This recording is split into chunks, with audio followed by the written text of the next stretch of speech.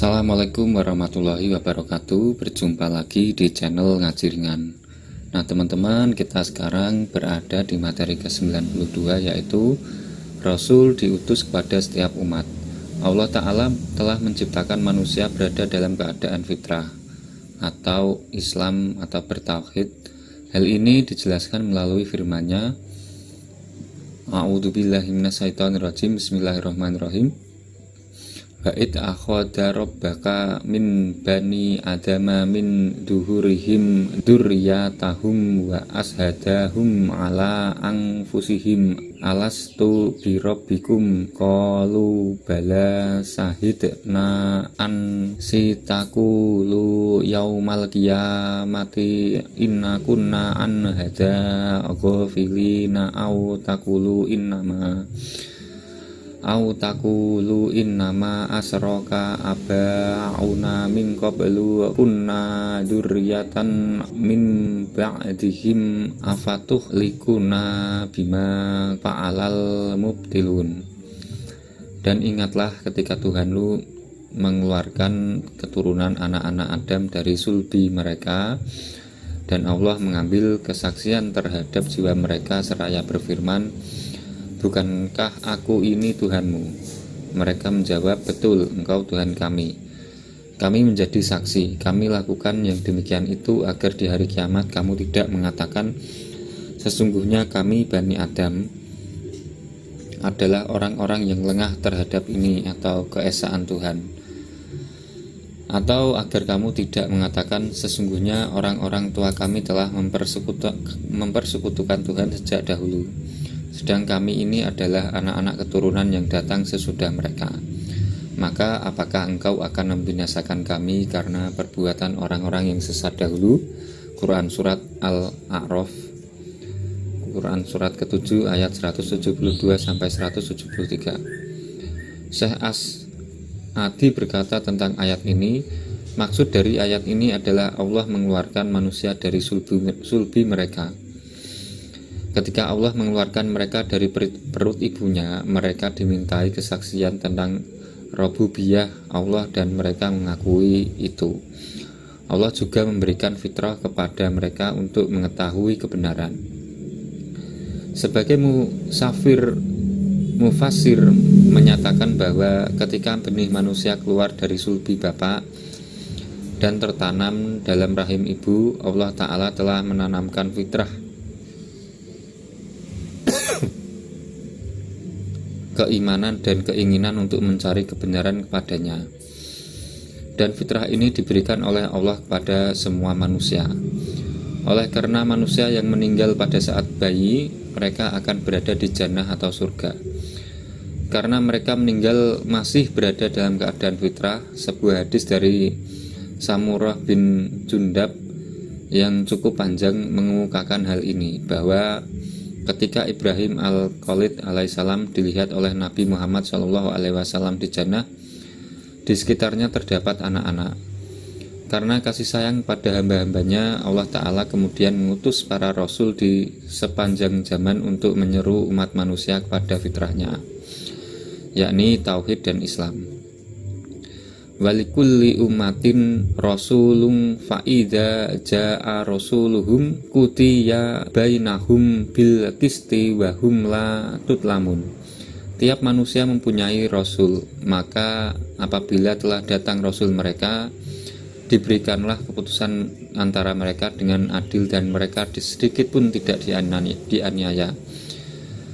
Wa ma kunna mu'adzibina hatta nab'asa rasul. Dan kami tidak akan mengazab sebelum kami mengutus seorang rasul. Quran Surat Al-Isra. Mengenai jumlah para nabi dan rasul yang telah diutus oleh Allah Ta'ala kepada umat manusia, dijelaskan dalam hadis dari Abu Umamah bahwa Abu Dzar radhiyallahu anhu pernah bertanya kepada Nabi Shallallahu alaihi wasallam, berapa tepatnya jumlah para nabi? Beliau menjawab, mi'atu alfin wa arba'atu wa isruna alfal rasulu min dalikal salasu mi'ati wa khomsata asara jama ghafira. Jumlah para nabi 124.000 orang. 315 diantaranya mereka adalah Rasul, banyak sekali. Hadis riwayat Ahmad. Hakikat mengenai diutusnya para Rasul pada setiap umat mengandung dua hikmah penting. Yang pertama, menegaskan tentang kewajiban dakwah pada seluruh umat manusia.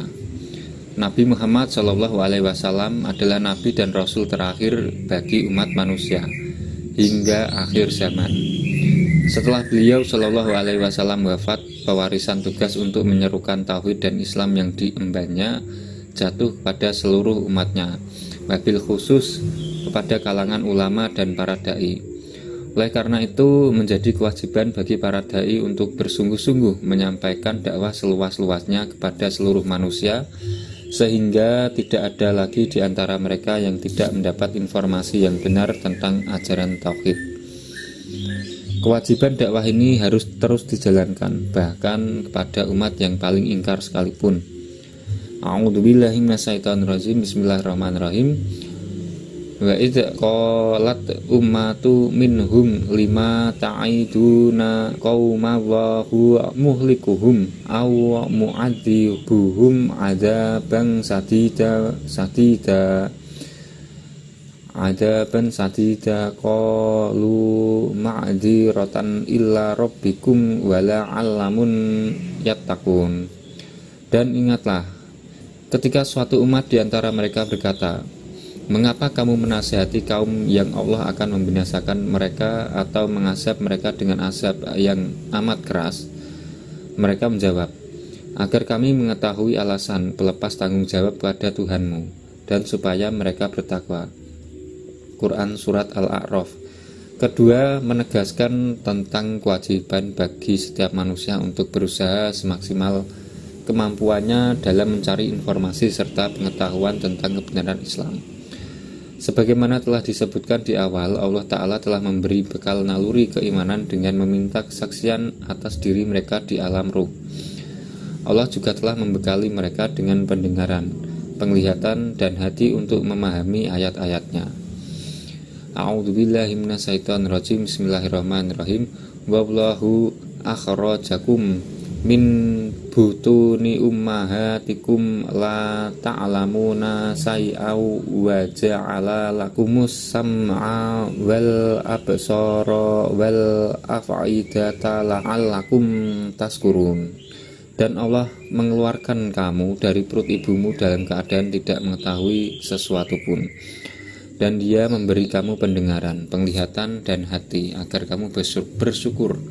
Quran Surat An-Nahl ayat 76-78. Pendengaran dan penglihatan adalah sarana yang telah Allah Ta'ala berikan kepada manusia untuk belajar. Sedangkan hati dan akal adalah tempat memutuskan apakah mereka mau menerima kebenaran yang telah diketahuinya atau tidak. Apapun pilihannya, ada tanggung jawab yang harus mereka persiapkan di hadapan keadilan Allah Ta'ala kelak di hari akhir.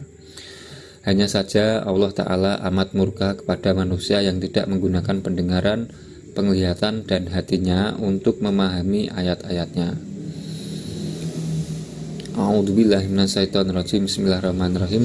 Walaqad dzarra'na li jahannama katsiran minal jinni wal insi lahum qulubun la yafqahuna bima walahum a'yunul la yubsiruna biha walahum adanul la yasma'una biha ulaika kala an'ami bal lahum adallu ulaika humul ghafilun.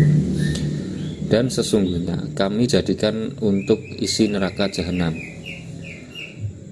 kebanyakan dari jin dan manusia. Mereka mempunyai hati tetapi tidak dipergunakannya untuk memahami ayat-ayat Allah, dan mereka mempunyai mata tetapi tidak dipergunakannya untuk melihat tanda-tanda kekuasaan Allah.